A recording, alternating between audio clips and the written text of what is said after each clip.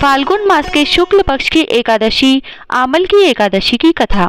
मानदाता जी बोले कि हे वशिष्ठ जी, यदि आप मुझ पर प्रसन्न हैं तो ऐसे व्रत की कथा कहो जिससे मेरा कल्याण हो।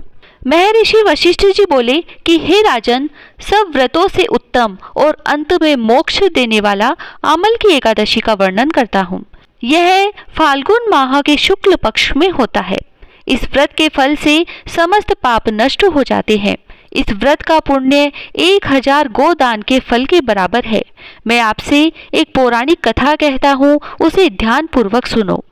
एक वैदिक नामक नगर था। उस नगर में ब्राह्मण, वैश्य, क्षत्रिय, शूद्र चारों वर्ण के लोग आनंद पूर्वक रहते थे। नगर में सदैव वेद ध्वनि गूंजा करती थी। उस जगह पापी, दुराचारी, नास्तिक आदि कोई न था। उस नगर में चैत्ररथ नामक चंद्रवंशी राजा राज्य करता था। वह महान विद्वान तथा धार्मिक था। उस राज्य में कोई भी दरिद्र तथा कंजूस नहीं था। उस राज्य के सब निवासी विष्णु भक्त थे। वहां के निवासी वृद्ध से लेकर बालक तक प्रत्येक एकादशी का व्रत करते थे। एक समय फाल्गुन मास के शुक्ल पक्ष की आमल नामक एकादशी आई। उस दिन राजा से प्रजा तक, वृद्ध से बालक तक सब ने हर्ष पूर्वक उस एकादशी का व्रत किया। राजा अपनी प्रजा के साथ मंदिर में आकर कुंभ स्थापित करके तथा धूप, दीप, नैवेद्य, पंच रत्न, छत्र आदि से धात्री का पूजन करने लगे। वे सब धात्री की इस प्रकार स्तुति करने लगे। हे धात्री, आप ब्रह्म स्वरूप हो, आप ब्रह्मा जी द्वारा उत्पन्न हो और समस्त पापों का नष्ट करने वाली हो। आपको हमारा नमस्कार है। अब आप हमारा अर्घ्य स्वीकार करो। आप श्री रामचंद्र जी के द्वारा सम्मानित हो। हम आपकी प्रार्थना करते हैं, हमारे समस्त पापों का हरण करो। उस देवालय में रात्रि को सबने जागरण किया तथा रात्रि के समय उसी जगह एक बहेलिया आया। वह महापापी तथा दुराचारी था। अपने कुटुंब का पालन वह जीव हिंसा करके किया करता था। वह भूख प्यास से अत्यंत व्याकुल था, इसीलिए कुछ भोजन की इच्छा से मंदिर के एक कोने में बैठ गया। वहां पर वह विष्णु भगवान की कथा तथा एकादशी का महात्म्य सुनने लगा। इस प्रकार उस बहेलिया ने समस्त रात्रि को अन्य लोगों के साथ जागरण कर व्यतीत किया। प्रातःकाल होते ही सभी लोग अपने अपने घर चले गए। इसी प्रकार वह बहेलिया भी अपने घर को चला गया और भोजन किया। कुछ समय बीतने के पश्चात उस बहेलिये की मृत्यु हो गई और आमल की एकादशी के व्रत तथा जागरण के प्रभाव से उसने एक राजा के यहाँ जन्म लिया। उसका नाम बसुरथ रखा गया। बड़े होने पर वह चतुरंगिणी सेना सहित तथा धन धान्य से युक्त होकर 10 सहस्त्र ग्रामों का पालन पोषण करने लगा।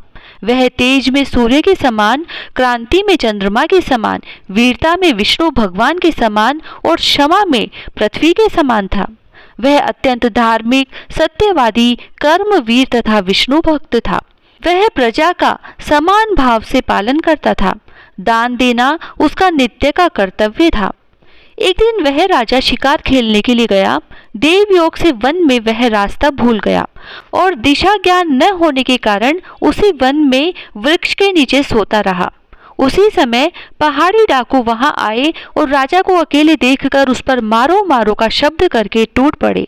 वह डाकू कहने लगे कि इस दुष्ट राजा ने हमारे माता पिता, पुत्र पौत्र आदि संबंधियों को मारा है तथा देश से निकाल दिया, अतः इसे अब अवश्य मारना चाहिए। ऐसा कहकर वे डाकू राजा को मारने लगे और उस पर अस्त्र शस्त्र का प्रहार करने लगे। उनके अस्त्र शस्त्र राजा के शरीर पर गिरते ही नष्ट हो जाते और राजा को पुष्पों के समान प्रतीत होते थे। उन डाकुओं के अस्त्र और शस्त्र उन पर उल्टा प्रहार करने लगे, जिससे वे मूर्छित हो गए। उस समय राजा के शरीर से एक दिव्य देवी प्रकट हुई। वह देवी अत्यंत सुंदर थी तथा सुंदर वस्त्रों तथा आभूषणों से अलंकृत थी। उसकी भ्रुकुटी टेढ़ी थी। उसकी आंखों से लाल लाल अग्नि निकल रही थी। वह उस समय दूसरे काल के समान प्रतीत होती थी। वह उन डाकुओं को मारने दौड़ी और समस्त डाकुओं को काल के गाल में पहुंचा दिया। जब राजा जगा तब इन डाकुओं को मरा हुआ देखकर सोचने लगा कि इन शत्रुओं को किसने मारा है। मेरा इस वन में कौन हितैषी रहता है। जब वह राजा ऐसा विचार कर रहा था तब ही आकाशवाणी हुई, हे राजन, इस संसार में विष्णु भगवान के अतिरिक्त तेरी कौन रक्षा कर सकता है। इस आकाशवाणी को सुनकर राजा अपने नगर को वापस आ गया और सुखपूर्वक राज करने लगा। महर्षि वशिष्ठ जी बोले कि हे राजन, यह सब आमल की एकादशी के व्रत का प्रभाव था। इसीलिए जो मनुष्य एक आमल की एकादशी का व्रत भी करते हैं वे प्रत्येक कार्य में सफल होते हैं और अंत में विष्णु लोक को जाते हैं। जय श्री राधे।